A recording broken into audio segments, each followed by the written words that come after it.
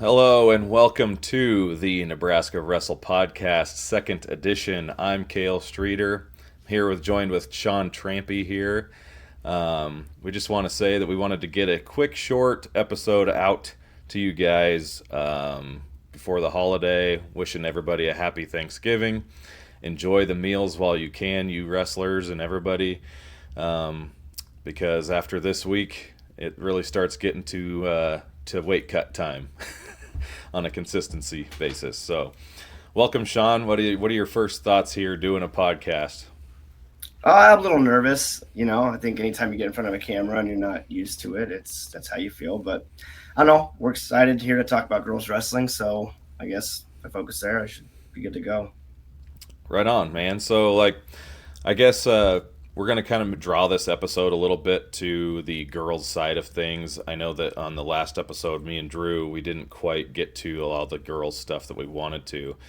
And with you being our girls' ranker, the behind the scenes guy doing all that kind of stuff, we thought it'd be great to bring you on. And so, just kind of with your knowledge that you've former coach, you're obviously in a family of wrestlers. Your brothers have coached. You guys are all like great wrestlers. Your dad is a Hall of Fame coach. So, with all that wrestling knowledge, where do you think girls wrestling is right now compared to even 2 to 3 years ago? We'll just jump right in. Sure. Yeah. Certainly bigger, right? Participation numbers have shot up and up. And as things get bigger, they tend to get a little bit better. Um, More competitors, more athletes, more experience kind of comes into play. You have girls that are coming into high school more advanced than we had in the first couple of years. So it's grown a ton. I mean, not just in size, but just in competitiveness and excitement and all the things that go along with that. And so you've been obviously associated with Conestoga High School throughout your, you know, coaching profession and all that.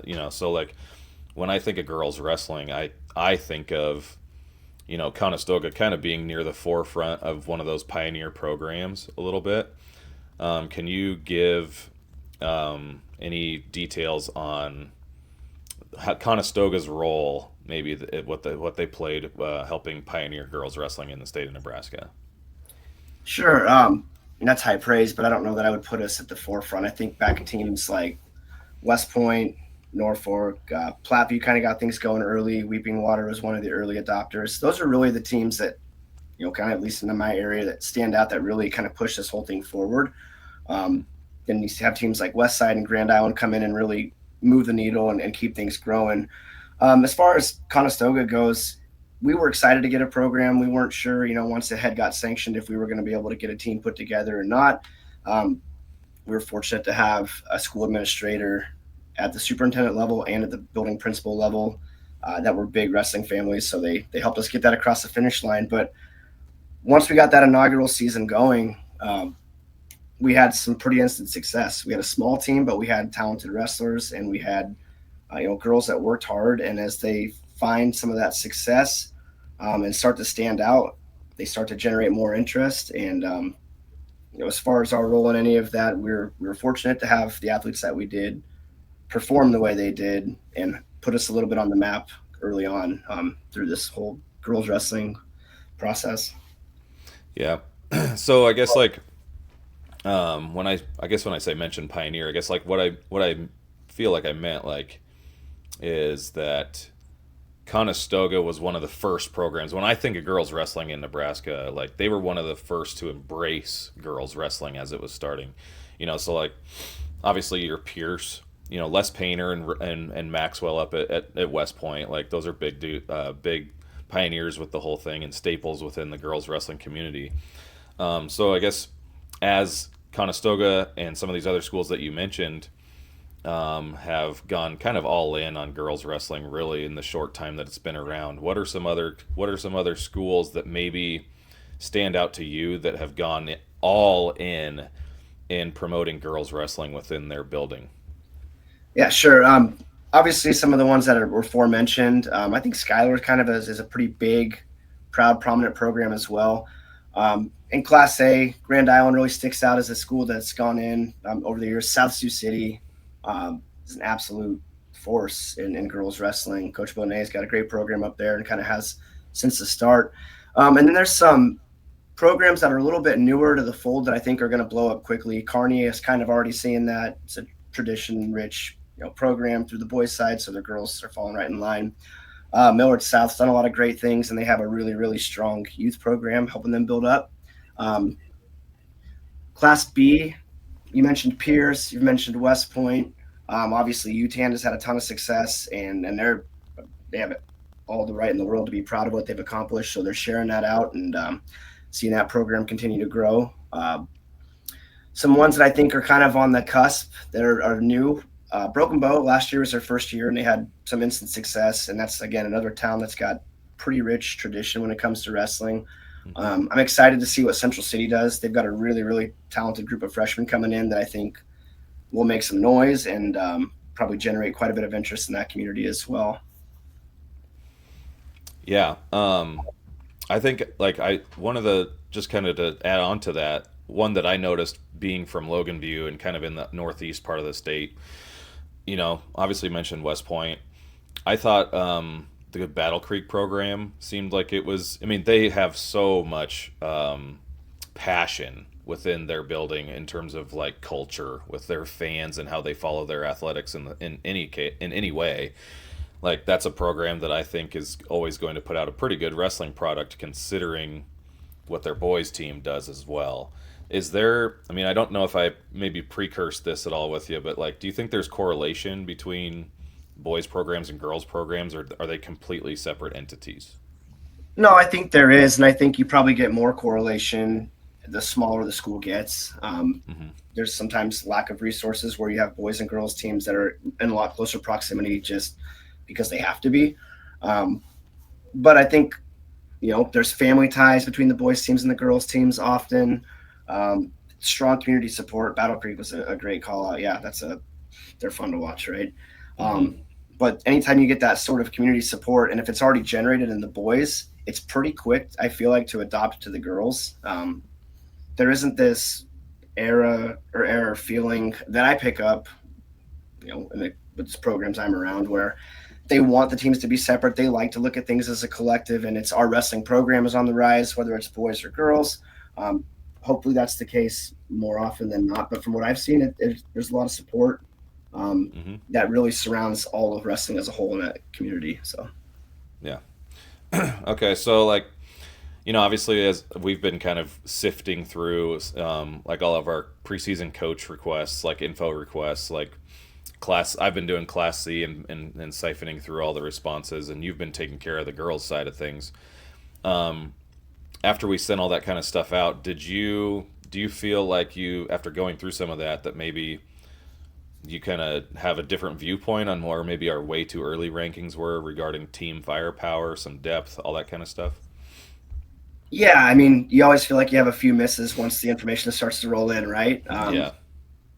There typically hasn't been as much change and as like big weight drops or weight gains from year to year for girls. So a lot of the things were kind of in line. It's helpful that a lot of these girls go out and compete in the summer and in the fall, so you kind of get an idea of what their weight classes are.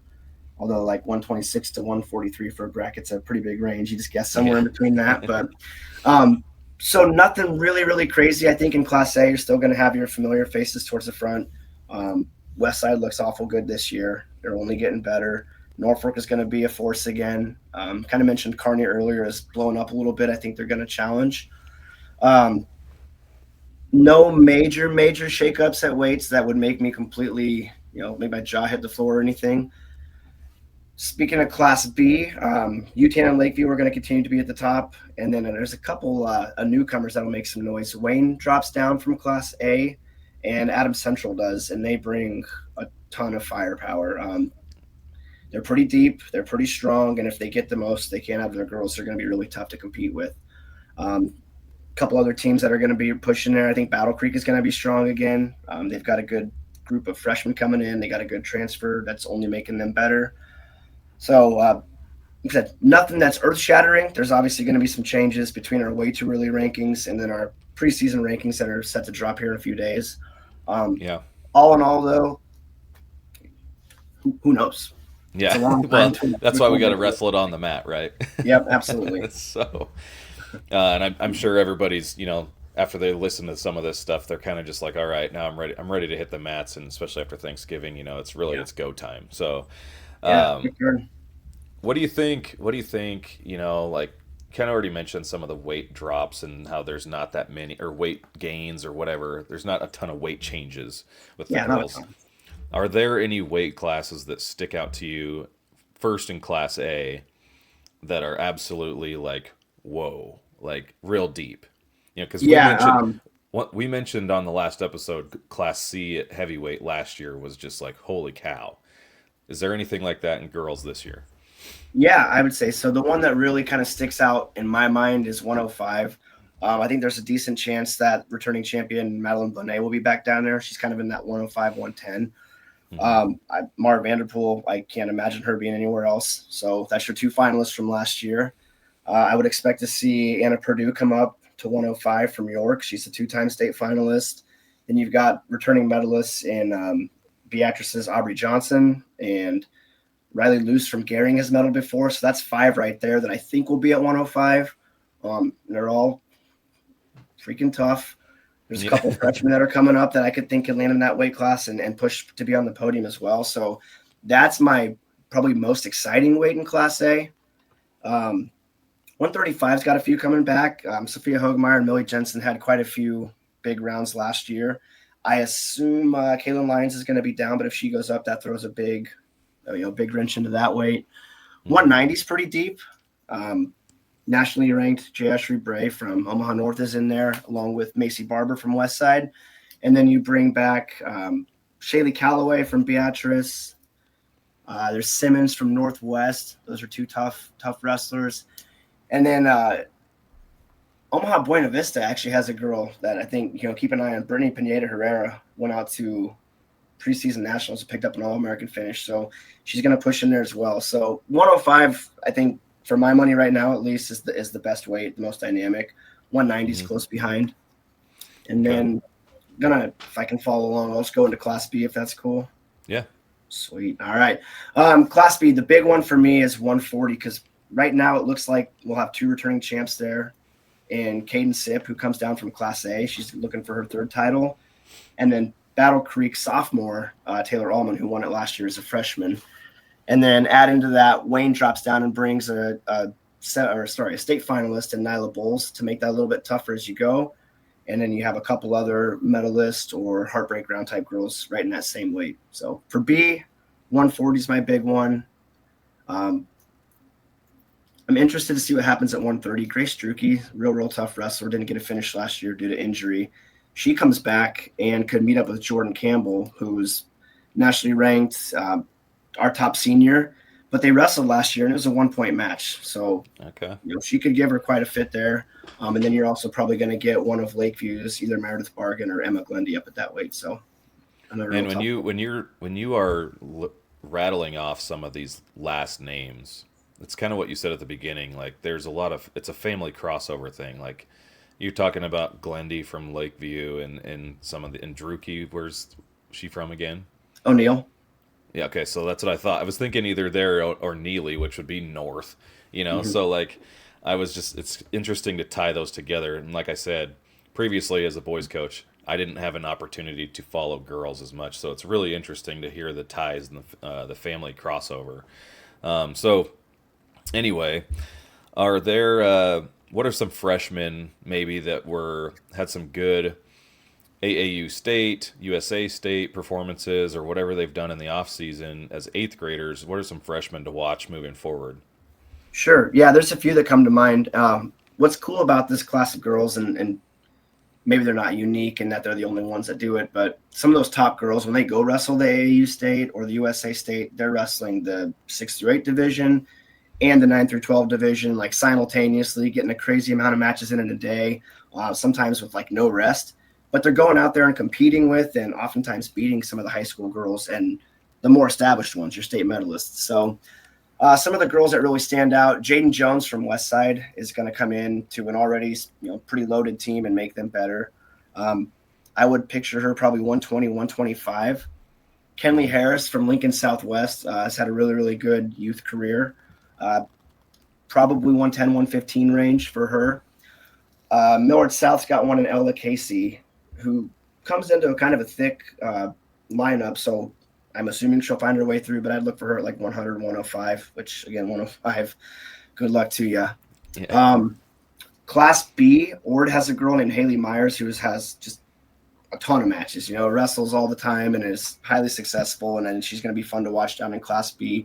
I'm not positive where she's going to slot in. I would think probably 15 to 20, but I've got to go back and look on that. Um, and then you got a lot of girls that maybe don't have as much of that statewide, region-wide, nationwide exposure as some of the previously mentioned ones. But Central City's an interesting case. They've got 3 girls that come in with really, really strong youth careers, junior high careers, but not a ton of big exposure. So seeing how they adapt, I'm interested to see. Battle Creek has a pair of freshmen coming in that I think will fit into their lineup and make them tougher. Um, Addison Darling of Utan has a younger sister, Haley, who's going to come in and she's going to be right there with them. She's tough. So those are a few that stand out right now. Sometimes it's more fun to think about the ones that we're not thinking of right now and who Right. really Yeah. pops. But it's another good class. We had a great group of freshmen last year, and this year's really no different. A lot of really, really solid wrestlers that'll make noise right away. So I didn't preface you with this one, but I know that this is kind of one of those things, like especially from the coaching perspective, like how do freshman girls? We talked about this on the last episode with the boys, and if there's any changes with this, if is there, how do the freshman girls adjust to starting their high school careers in comparison to their junior high careers? That's a good question. A lot of these girls that come in, there really isn't a lot of much of an adjustment. There's so many opportunities now to be part of a club or to wrestle year round that a lot of the girls that are coming in as wrestlers and already kind of established, um, the high school season is definitely not a step back for them, but it's not, I don't think, this rude awakening that there's no way to adjust. I think the bigger issue that you find, and issue probably isn't the right word, but the thing that makes it tricky is you have a lot of girls that are coming into the sport for the first time, whether they're freshmen or whether they're sophomores or juniors, they're all brand new. I think the adjustment for them is probably a little bit more dramatic because wrestling is a sport like nothing else out there, right? If Right. you've played volleyball or basketball, all the power to you. They're great sports and you have to be a good athlete to do it. But the physical taxation that wrestling takes on you, if you've never experienced it or put yourself in a situation where you have to kind of embrace that suck, it can blow your mind.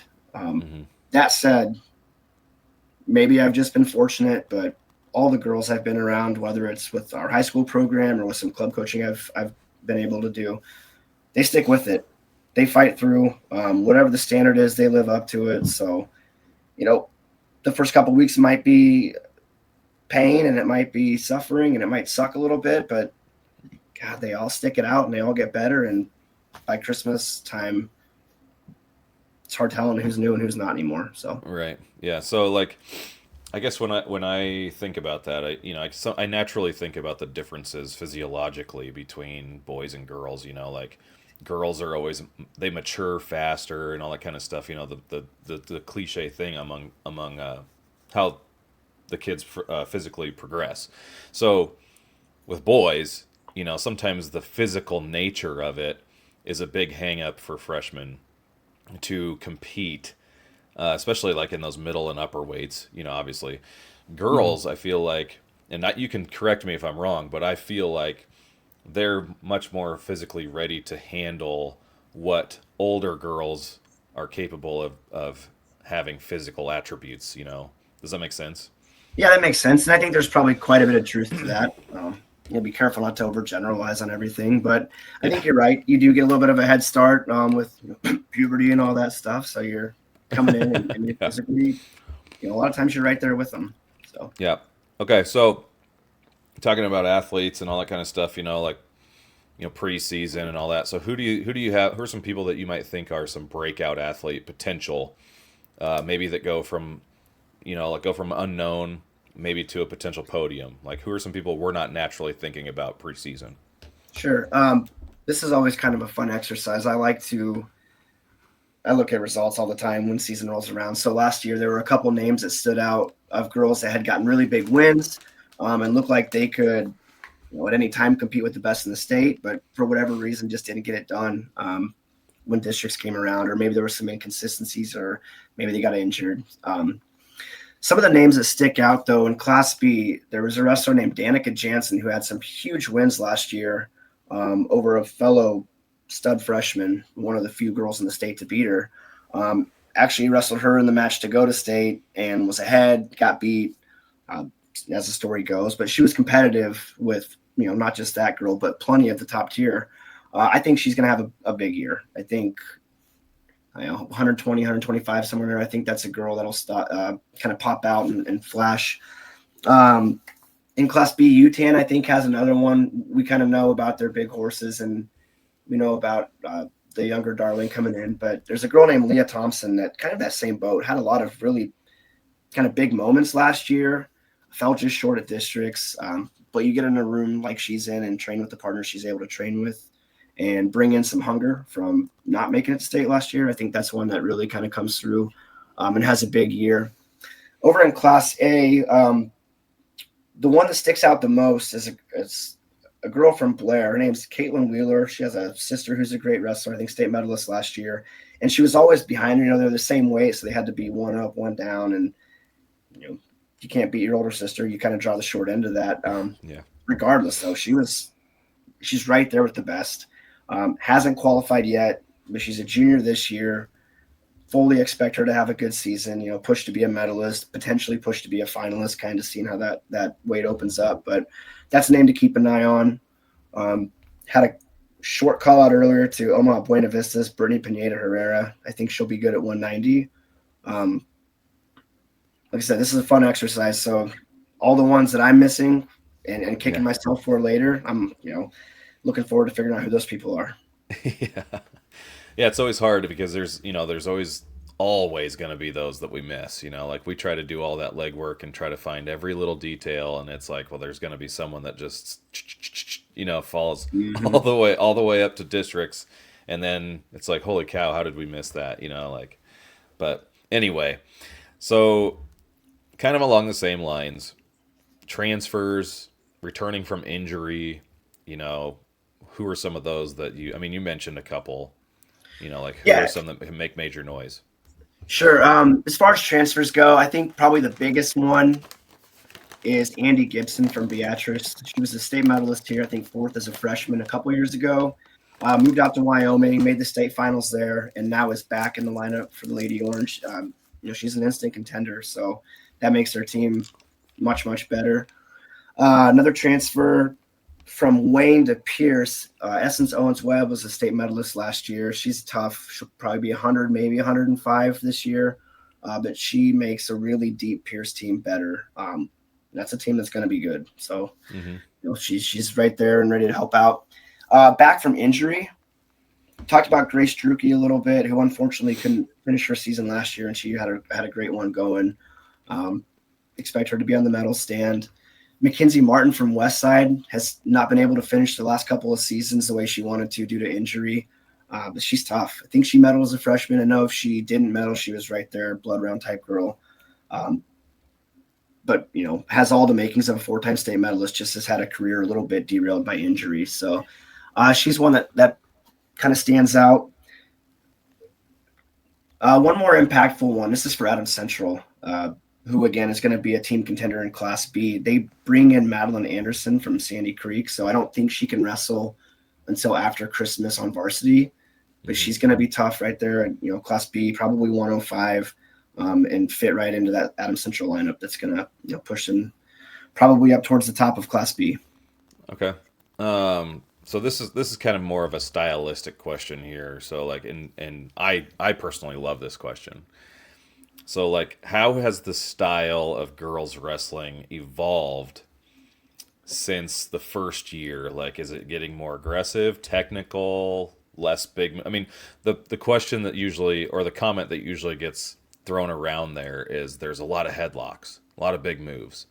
Is it getting to be more technical? Yeah, absolutely, getting to be more technical.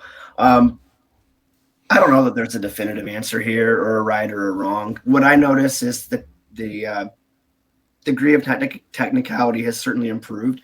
Um, I think there are times when that almost leads to less aggressive wrestling because the Mm-hmm. girls that are figuring out how to beat that aggression or beat those big moves and work around them are the ones that are finding a little bit more success. So people are having to adapt and adjust. And early on, you might find more matches where the big, strong girl that can throw you around would come out and throw you around. And now Mm-hmm. that's not as much the case. I know it can still happen. And not to discount that style of wrestling, it's kind of fun to watch Right. that too. But Yeah. I would say it's more technical, more confident, I would say. And then just the tone is a little bit more serious. And I know that that's not just an on the match type thing, but girls go out there and there's a little bit less of like smiling at each other when you go back to the middle. And it's more like kick your butt, it's Yeah.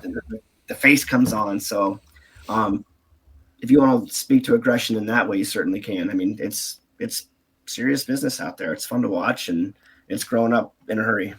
So I made this mention with Drew last week that you know I got to watch. I sat down when we checked into our hotel last year at the state tournament. The state finals are going on Wednesday. Well, Mhm. we come down and stay the night before, right? So I'm sitting in my hotel room and I've got the girls' finals on the TV, and it's really my first good look at some really good high quality wrestling. And I kind of mentioned the names that stuck out to mind. I think they kind of came right in succession in weights. Was the Custard girl from Southwest, Yeah, the Taylor Allman match with the Crofton girl. The Crofton girl, I think her name escapes me, but that's when I think of aggression. How much aggression the Crofton girl had, and Allman ultimately ended up winning that match. But that one had me kind of like captivated, for lack of a better word, because you're seeing elevated double, and the Crofton gal was like carrying her across the mat and that kind of thing, like amazing stuff that I didn't think I would see from girls wrestling until a few more years down the road. So personally, for me, I thought that the progress has been happened faster than what I expected. yeah. No, I'm Any, I'm fully in agreement with you there. yeah, It's pretty incredible stuff coming out, yeah, and that's a testament to more of these girls getting out and getting more exposure. There's a little bit more opportunity to wrestle year round. So whether you're full in or full out, you still have a little bit of opportunity to go do that. Some of the clubs have grown and gotten really, really tough. And again, when you go out and wrestle with some of the best girls, not just in your state but in your region, you're forced to get better. And we have girls that are doing that. They're going out and they're being competitive in Iowa or Florida or Fargo or wherever they're going. So I think that's hmm really helped kind of boost everything a little quicker than maybe we just thought. okay. So kind of been talking a little bit about the improvement and the evolving of girls wrestling. What's one of the hangups or misconceptions that maybe the traditional, I always use older mindsets, like maybe have towards girls wrestling, or maybe accepting girls wrestling? Like, what's the reason we should be watching girls wrestling? The reason you should be watching girls wrestling is it hooks you. Like you mentioned, you watch it for the first time and you're captivated, right? Mm-hmm. You maybe go into it and feel like, oh, is this going to be like little kids wrestling or junior high wrestling? And that was kind of a common narrative early on, and it's not. It and it's not going back, right? I mean, like I said, it's getting better and better and better and better. So get in early on this thing and ride the wave up Mm-hmm. because it's a fun ride. Um, there's incredible wrestling, but there's also incredible camaraderie. So, kind of mentioned earlier, like things are a little bit more serious, but when the wrestling is done, that family is incredible. Mm-hmm. Girls from different teams, or even just with your teammates, your community, whatever it might be, there are so many connections being made that these girls who are doing this hard stuff are going to be bonded forever, and forever have people that they can relate to, reach out to. And for me personally, I'd rather be a part of that family than be outside of that family. So for anybody who's got their hangups or reservations, it's inappropriate for girls, this isn't ladylike, whatever it might be, man, give it a try. Or don't. If you don't, then don't come, crap on everybody else. Don't tell Yeah. us your terrible opinion, right? Just join in the fun or leave it be. But Right. man, get in while you can, because it's a lot of fun. Yeah, I used to tell the girls walking down the halls when I was at Logan View, and actually in Hershey. When I was in Hershey, I was like, it was coming. I was trying to tell girls like it's coming, and then I Mm-hmm. moved on to Logan View, and my line was always the pitch. There's no better time to get in now. Like the girls would Yep. always say, "Well, I don't know what I'm doing." I said, "Well, nobody else does either, because this is year Exactly. one, year two, at the time." And obviously now it's progressed that it's not like you can just be a newcomer and then just win 30 matches, but I think that speaks volumes about how committed the people around the state in girls wrestling, namely, the figureheads and that stuff. And Ron Higdon has done a fantastic job with incorporating girls wrestling to a high level. So kind of segueing off of that a little bit, as teams are kind of, we talked about freshmen and their struggles. What do you do? I'm going to kind of go back to the coaching side of things for you. What are some things that maybe coaches have to battle throughout the season? Kind of framing this from my perspective, being a smaller school, being the boys coach also, and then kind of adopting a girls program. Um, Things that coaches have to be aware of right away is trust your kids. If you Mm-hmm. think they can do it, they'll do it, right? They'll do it. And if you think it's too hard and you back off and you kind of lower the standard, you're doing them a disservice. We were fortunate that our girls were right there watching our boys practice, seeing everything our boys did, doing everything our boys did, and not a single one of them batted an eye. And as a coach, when I saw that I don't have to coach a whole lot different. Well, that's nice. Less planning work for me, but also like greater reward for them. If I can push and get after them and see that response, have the connections that allow them to trust you and get better, like, then do it. By all means, set a high bar quickly. Take your kid gloves off. They're athletes. They're hard workers. They're quick learners. Mm-hmm. So treat them Mm-hmm. as such. Give them that ability to grow in a hurry. Um, and then just as far as being a coach, for me, especially being a guy, and I know a lot of the girls wrestling coaches right now still are male, there are some challenges, or can be some challenges supervision wise. So make sure you have people that you trust leading your locker room, so there's nothing crazy going on. You want to go down that road. If you have any overnight stays, just making sure you have parents along or chaperones in some way. So there's no, I don't know the right word to use. Yeah. I'm not going to use it, I guess, but none of that, right? Yeah. Um, Learn how to talk to girls, which in wrestling a lot of times is just like talking to the boys. Don't treat them as different. Mm-hmm. And then also, I live in a house with 4 girls, so I'm not going to be super shy about this, but understanding that you've got young female bodies and they're changing and they're growing, and there are times they're going to have trouble getting the weight off when you think they should be able to. Mm-hmm. Maybe they're fatigued a little quicker than they should be. That's part of it. Like, Yeah. don't make don't make that a big deal. Don't have some patience, have some grace with these girls. If you're not getting everything you think you should out of them, like, understand that there are times they just don't have it to give, and be okay with that. That was an adjustment for me, right? Mm-hmm. But Yeah. it's one that once I kind of like got in rhythm with the girls and we understood everything, like, we can work around some of that stuff and be good to go. So don't let that deter you from stepping foot in and coaching some girls. Sure. Okay, so do you want to kind of segue a little bit off of high school? We'll hit some college stuff. We want to make sure that we give a shout out to our girls programs around the state, and also some girls that are maybe Nebraska based that are also wrestling in college here. So I know that personally, we kind of talked about before the show. Just going to say it bluntly. I don't know near as much as I need to yet. And as the season unfolds, obviously we'll be better about getting this information out there. So if we miss anything, to anybody, our apologies right off the bat. So do you have at the NAIA level? I mean, I see you have it listed here. Some of the schools that what's the prognosis for some of these for some of these teams? Yeah, we've got a few NAI programs in the state. Doane right now is kind of carrying the flag of success. They're not necessarily carrying the flag of Nebraska natives at this point, but they do have a good program in their building. I think they have like 11 ranked wrestlers, including Cristel Rodriguez, who is a couple-time national champion, part of the world team. So really an incredible wrestler in Crete. You get a chance to go out and go watch her and the whole team, but she's kind of a headliner. Mm-hmm. Hastings is having a pretty, they're kind of on the rise, having a pretty successful start to their year. They're ranked in the top 20 with a couple of native Nebraskans. Reagan Galloway is a four-timer from Amherst. She's rated third. And then Emma Stice from Papillion La Vista is rated 12th. Midland and York both have a couple ranked girls. I don't believe there are Nebraska ties there.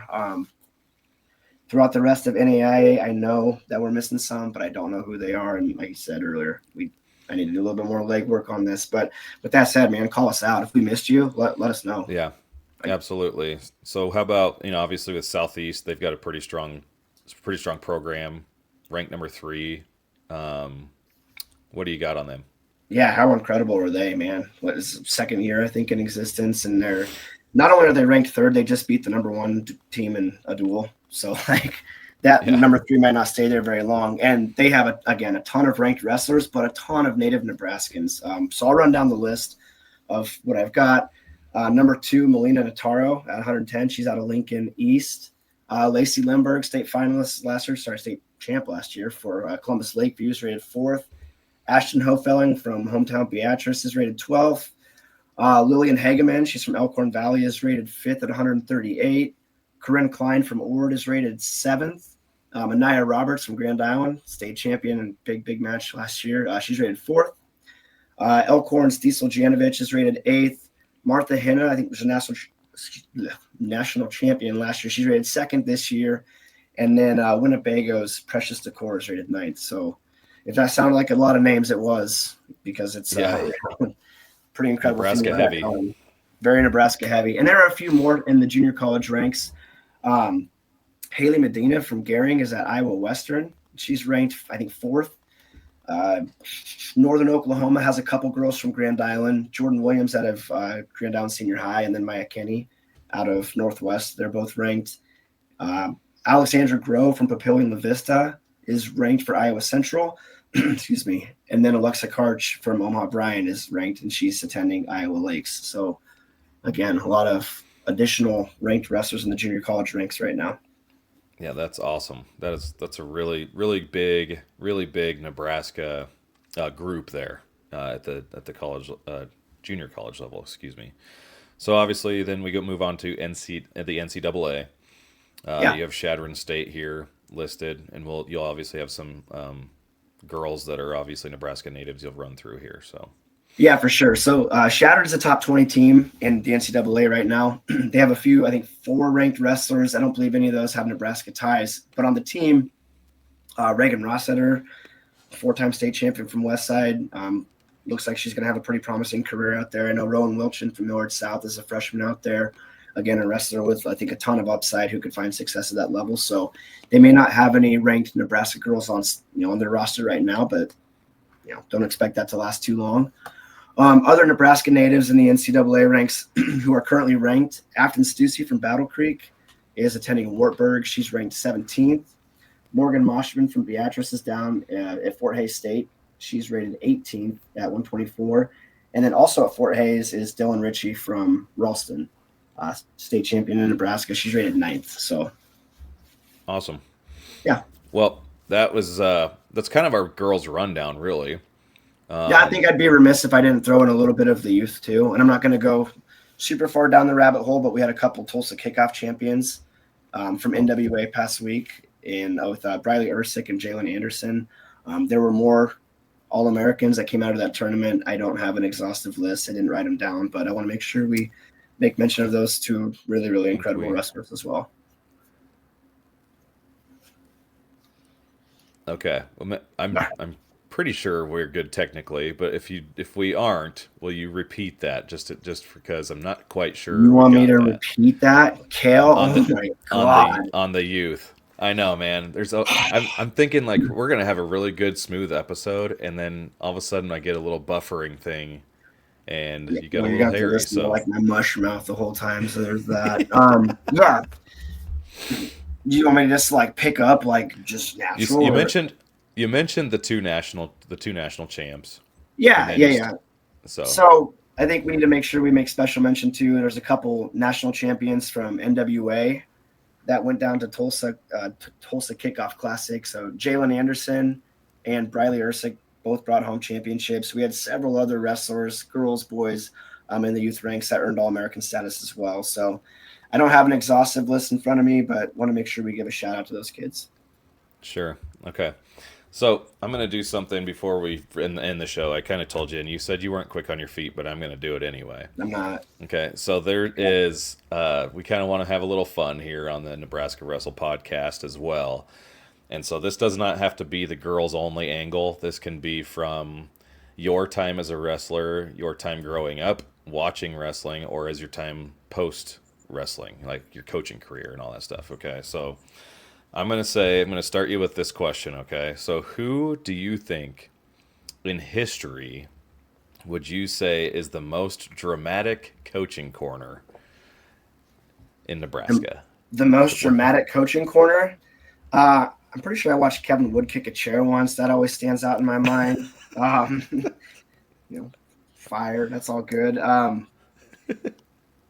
Maybe a little bias here, but I like watching the Conestoga girls coaches. Well, the whole program coaches now. Coach Everett there is a very animated Yeah, character. He's loud. You hear him from across the gym, and usually you sure. see him with something flashy. So that's one that I like Yep. watching.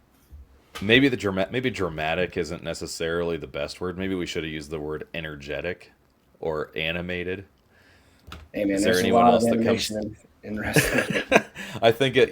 Gosh, Toad Schroeder over at GICC when Ben Alberts, won his state title and all that stuff. That I mean, that's going to be a legend and a classic for years to come. Books will be written of that boy. For sure. So okay, here we go. We'll go. Let's do who is most likely in current time. Who would be a program that you see, or maybe just a coach's mentality that would be most likely to warm up like it's 1998? If there's anyone that comes to mind that's maybe old school in approach. Oh, God, I don't get inside enough rooms to know that answer, Kale. Sometimes you get to see that stuff out of the warm ups. Yeah, a little bit. I'm trying to think who's all the old coaches. I figure like Brian Corkle or something like that. Someone who's been around for a while. He seems kind of tacky to me, a little new age, I feel like. I think he's on top of things. Um, God, it's a Or maybe, good question. It or shouldn't be maybe so maybe hard Ed to answer. Schaaf. Maybe Ed Schaaf at Broken Bow. I mean, my expertise is with Class C, so if I'm Sure. missing you and you're an A or B or whatever, or even D, my apologies. But Ed Schaaf seems like have that real commanding presence, like it's a like old school '90s feel. The one that stands out to me, we were at state duels, I think in 2020, just before COVID. And watching David City warm up and having a coach team out there just hammering it. It wasn't like this hard, Mm, intense yell, like get in their face, but everything was so buttoned up. I was super impressed by that. And then they beat the hell out of us. So it seemed to yeah, make sense. But yeah. Okay, so who's got the best gym? Who's got the best wrestling gym atmosphere? Like not necessarily crowd, but who has an iconic gym that you feel like really helps with the wrestling atmosphere? I love being at Oakland Craig. We used to go to that Mm, tournament. We had districts there a couple times. That's awesome. They have the little walk around track at the top. Um, it's not the newest gym in the world, so you kind of get some of those old feels in there, and they pack that thing up for their invite. And obviously, hmm districts is another animal, but there's always a ton of energy there. So to me, that's the one that probably sticks out. Um, I can search for another one, but you know, Gosh, you were there for a few years ago when we had districts up there, right? And what like so 2020. 22, I think, or 21. Anyway, but Oh, yeah, I I would mean, have like been there.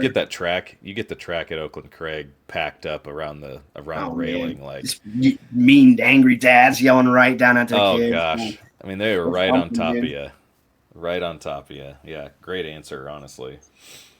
Um, Who is okay? Uh, who's a wrestler or somebody that we know, maybe, or whoever from maybe our era that's still? I mean, this the year that's given here is 2005. So it says who's most likely to still be wearing the headgear right now, but from 2020 or 2005. Who's not putting the Letterman jacket away? Okay, that's a different phrase that a little differently there. Like me, probably. I don't know. um, Gosh, I don't know. I mean, you start to see some of the people that are our era do the things that we're doing and get back into coaching, and you know that passion is still there, and maybe you don't see it in terms of they're wanting to get out and actually wrestle, but you know that they still feel kind of that same fire.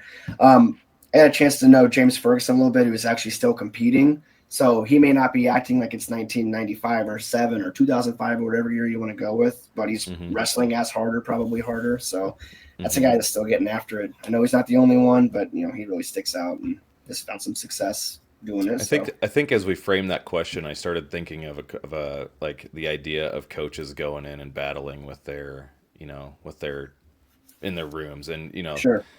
I probably can't get too crazy with some stories on here, but I think of when I was first in Wood River, like there's a specific situation with Coach Wad that, my first experience seeing anybody else be a head coach aside from your dad, and so like I'm seeing Darren go in there and I watched him basically prove a point to somebody during a live go with both of his hands behind his back Yeah. and go head to head with somebody. And so, God, if you phrase it that way, I think every single wrestling coach is probably the right answer there, because who doesn't want to get in there and make a point? It's kind of interesting. It's kind of interesting because once you start getting into that wrestling stance, I know you've been as a coach and I've been as a coach, like as out of shape as I have been in practice or you have or whoever, like it still kind of feels good to go mix it up a little bit. Oh, how much better of a wrestler are you now than you were in high school, right? Like that's what I always think. Yep. If I only knew what I know now. Yeah, I mean, and you feel pretty good about yourself beating up 14 and 15-year-olds, right? So take the wins you can get, dude. Okay, so I'm gonna take a few matches out of it. This question, don't get it, don't let it go. I'm gonna say most unforgettable state finals memory for you in the history of Nebraska. It doesn't have to be related to anything that you know personally, just maybe something as a spectator that you watched. Yeah, sure. I think there's a couple matches that really come to mind. One's a semifinal match, so it's a little bit of a cheat, but Thomas Gilman and Connor Bowling, that match to me always is going to be like one of the best ones I ever got to see. And the story behind that, like being a semifinal. Yeah, exactly. Yeah, different times, right? Is it Paul Ruff, that match?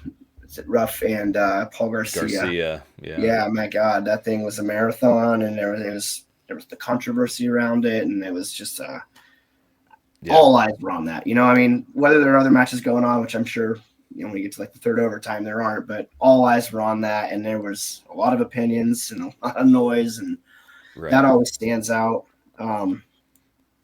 Like on a personal note, the one that probably sticks out to me, one of my brothers made the finals 4 years and he lost all 4 years, and he's the only person to ever do that. So like, I don't want to throw too much shade, but man, his last match, the one that, one of the couple, I guess, that maybe got away, when that was over, like that was devastating to me. Like you get so invested in things, and especially when for me, I was so close to it, and there's all this build up, and this is finally going to happen, and years in the making, and then it's like, oh God, like just the win gets let out, and I took that harder as a fan, as a 12-year-old kid, than I ever took any of my losses, and I was kind of like a crybaby, so I didn't take my losses that well. So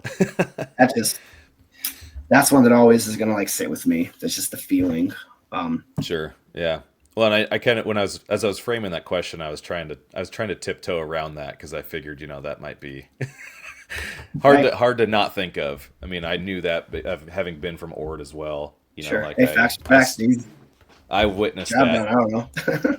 I witnessed that, and I mean, obviously not devastated from it like you would be as a family member, but like when you like a close knit wrestling family, Yeah, and the dad is the coach and that kind of thing, it does hit hard. And but I think of back to that era, like one of mine that I always think of is when the Devaney Center had its like proverbial breath taken away at the same time with Steve yeah, Grice, Brandon Brill.